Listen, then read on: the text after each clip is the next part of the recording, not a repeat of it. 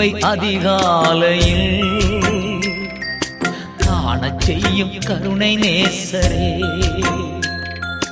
உம்மையே நம்பியுள்ளே.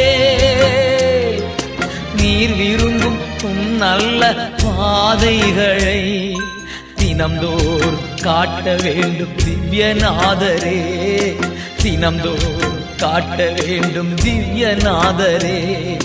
அன்பின் சிகரமே ஆருயிரே, அணைக்கும் தெய்வமே ஆறுதலே.